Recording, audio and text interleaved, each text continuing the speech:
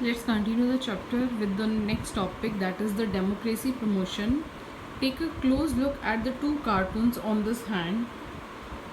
On the next page, these cartoons raise a fundamental question related to global democracy. So you can see the cartoon, it is here, and on the next page also it is there, you can see from your book. So these cartoons raised a fundamental question related to global democracy.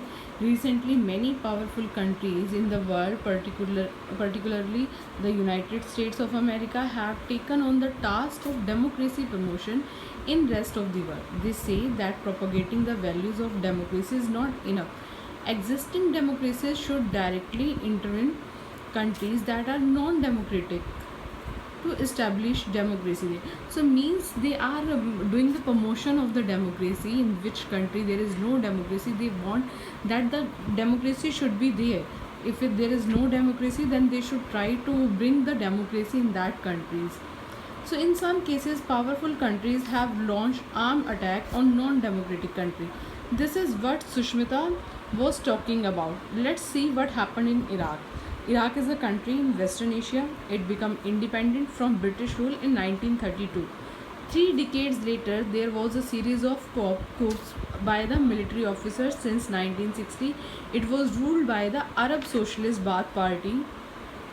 The Arabic word Baath means renaissance. So Saddam Hussein, a leading Baath Party leader, played a key role in 1968 coup that brought the party to the power.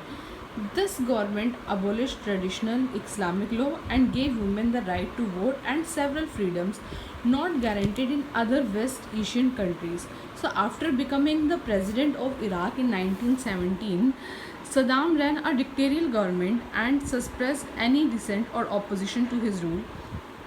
He was known to have got a number of political opponents killed and persons of ethnic minorities massacred. So you can see here that how there was no democracy in that country. So how the person who was in the power, he misuses his power. So the US and its allies like Britain, like that Iraq, proposed secret nuclear weapons and other weapons of mass destruction, which posed a big threat to the world. But when a UN team went to the Iraq to search for such weapons, it did not find any. Still, the US and its allies invaded Iraq, occupied it, and removed Saddam Hussein from interim government of its presence. The war against Iraq was not authorized by the UN Security Council. Kofi Annan, the UN Secretary General, said that the US war on the Iraq was illegal. So the example of Iraq raises some basic questions here that we need to think about. Is this the right way to promote democracy? Should a democratic country wage a war and invade other countries for establishing democracy there? So these are some questions given here. You just think yourself and try to give answer that what it should be.